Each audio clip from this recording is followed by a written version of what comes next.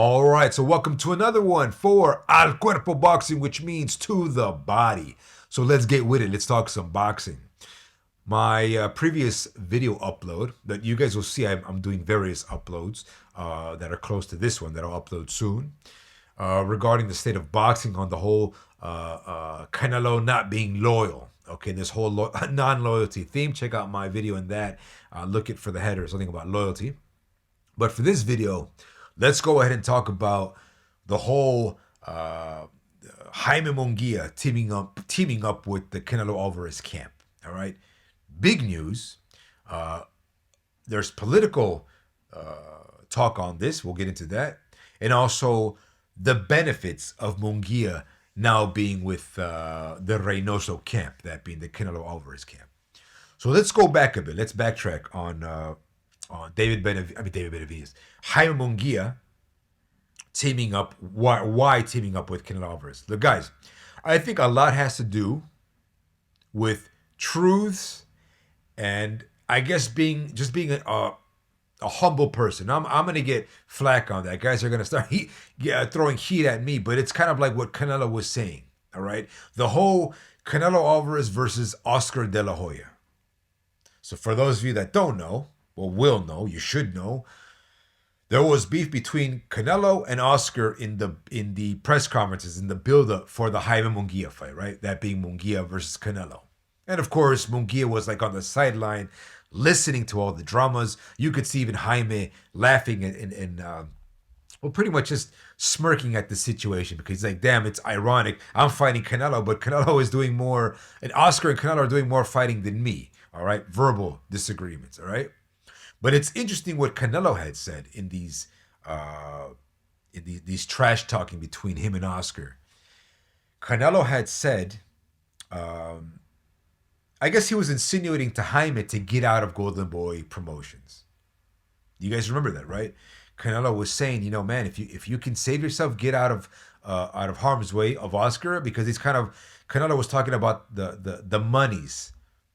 I guess the drama, the fallout that Canelo had with Golden Boy Promotions and DAZN. If you recall, the original story was that Oscar had promised DAZN that part of that whole 11-fight deal was that Canelo was going to fight Golovkin for the trilogy to wrap up. And that fight just delayed so long. DAZN was like, what's going on? Hey, Oscar, you promised us that fight.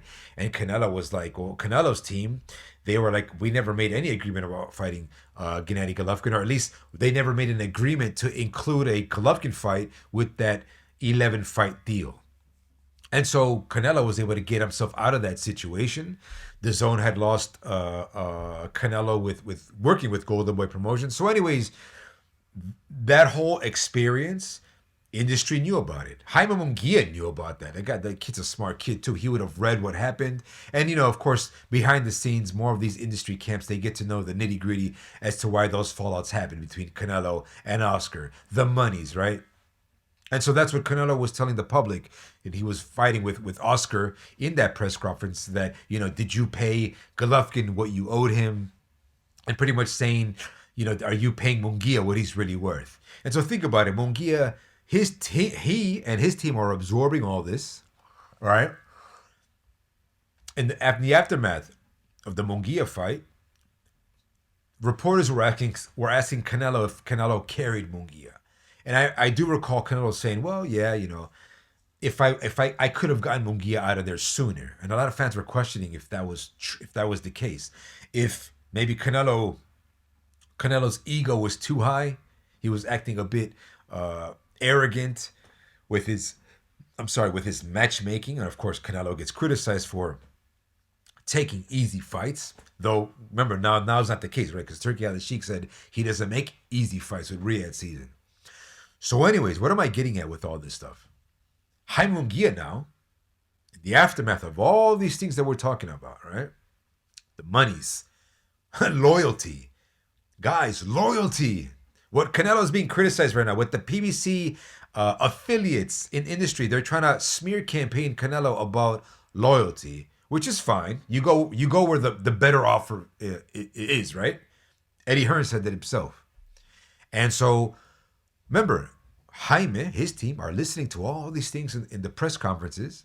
And so now here we are in the aftermath of all this. And probably because, Munguia got, knocked out by Bruno Suraji, if I'm saying that correctly. Even aside from that, maybe even if Jaime Munguia had won, maybe he still would have gone with Team Canelo. But guys, this is I don't know if you would call this a conflict of interest, or it puts Jaime Munguia in an awkward situation because Jaime Munguia supposedly with Golden Boy Promotions, there was a lot of talks with him going with Top Rank, doing a co-promo deal. It might be that maybe Golden Boy Promotions is now ready to let go of Jaime. We just don't know about it officially. Guys, Jaime Munguia was an Oscar roster. And now Jaime Munguia is going against, Oscar's philosophy on what he thinks of how he, what he thinks of Canelo Alvarez. Doesn't that make sense? Jaime Munguia is aiding with the enemy. Jaime Munguia's team, he's aiding with the enemy. So to Oscar's point of view, that's bad for business. It makes Oscar look bad. Oscar's team is going to the team in which Oscar is criticizing nonstop. Does that make any sense, guys? So what does that mean?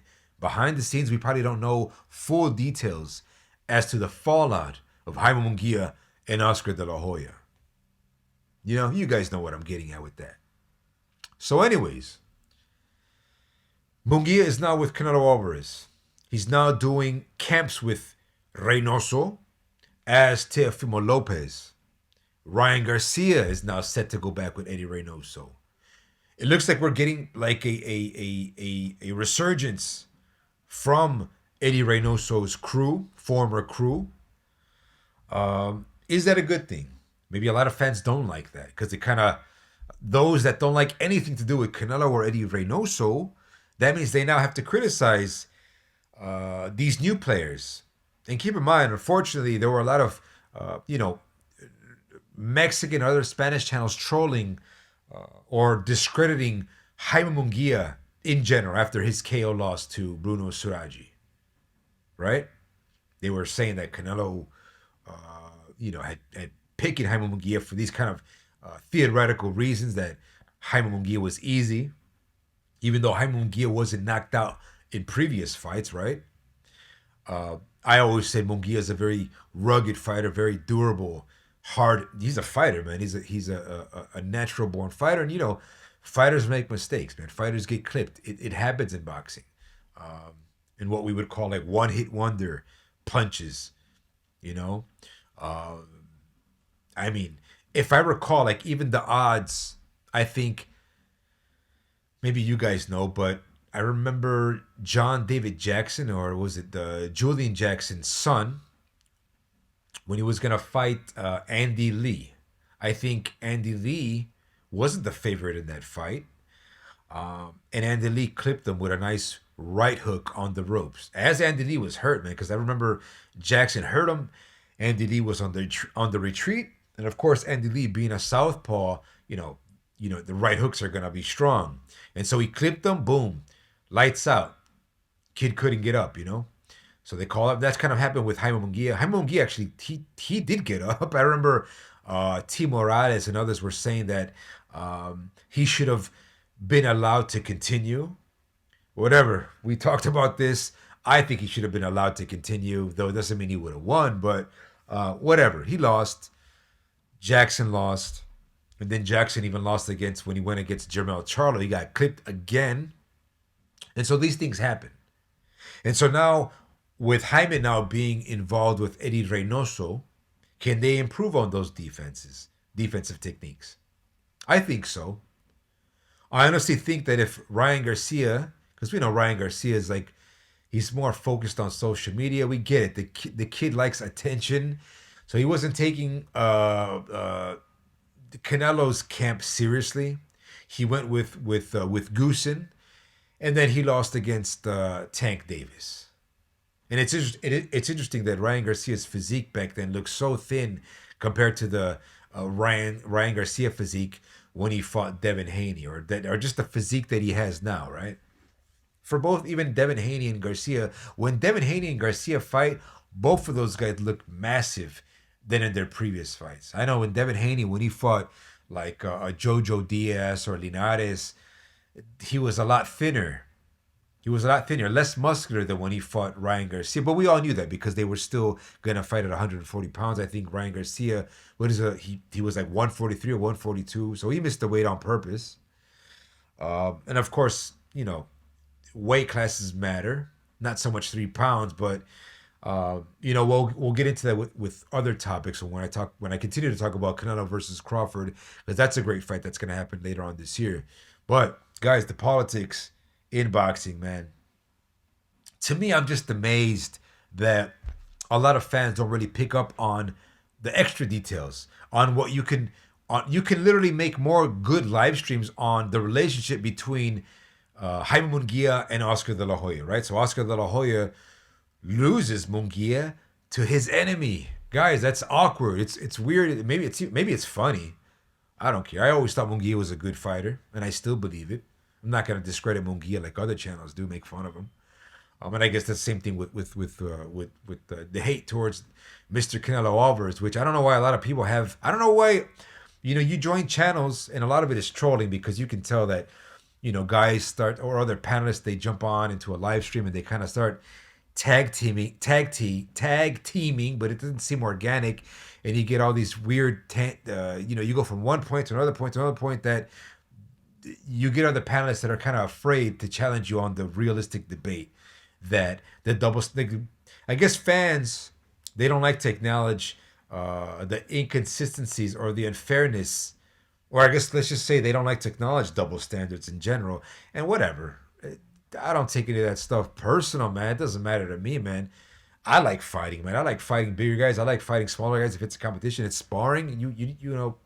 Whatever. So I don't believe in the whole theory about, Canelo was afraid of a David Benavidez, in the sense that when I'm sparring bigger guys myself, as David Benavidez has sparred bigger guys, Canelo has sparred bigger guys, right? If you're really a David Benavidez fan, why aren't you talking about Beterbiev and Bivol now at 175, right? Benavidez now 175. Or when Benavidez is talking about Zurdo, which, by the way, Zurdo has problems against Opetaya, man, that beast. That's also a mega fight that I'm waiting for, right? Zurdo versus Opetaya.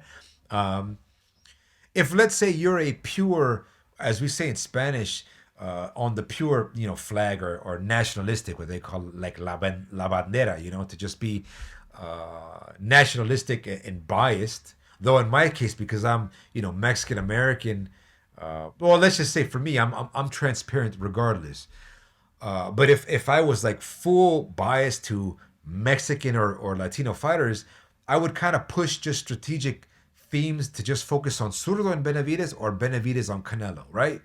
So you got a whole mixture of fans wanting that and not wanting that. But if you guys know me, I'm always saying, hey guys, man, if you want better fights, if you spar yourself and you want challenges, and I even said that's why B-Hop is one of the greatest, in my opinion, because he was still fighting a Joe Smith at 52 years of age. I'm already in my early 40s, so those are my aspirations, having done it for so many years. That's why I have a lot of respect for B-Hop. I guess even in this case, Beterbiev, right? Because a lot of guys are discrediting Beterbiev, saying he's old and it's whatever. He even said the same thing with Gennady Golovkin, saying that Triple G was old and all that kind of stuff. I guess if you're not an athlete yourself that's done boxing for years, you may not know. You may not know the details or the aspirations of you being a non-professional and how you admire professionals doing things, right? Kind of like, I guess maybe like bodybuilders, general, casual, I guess you call it civilian, right? Regular, everyday people that go to the gym, that want to get chiseled out or whatever, they have goals and they have aspirations. They have influences from other maybe professionals or other stuff. So anyways, sorry, I don't want to get off track, but guys, Benavidez has really good fights, man, at 175. So if I want to talk about, damn, if I'm really a David Benavidez fan, I would make a lot of videos on like, how does David beat Beterbiev? How does David beat Bivol? But more so, how does David beat a Beterbiev? and I've said it many times, like Beterbiev's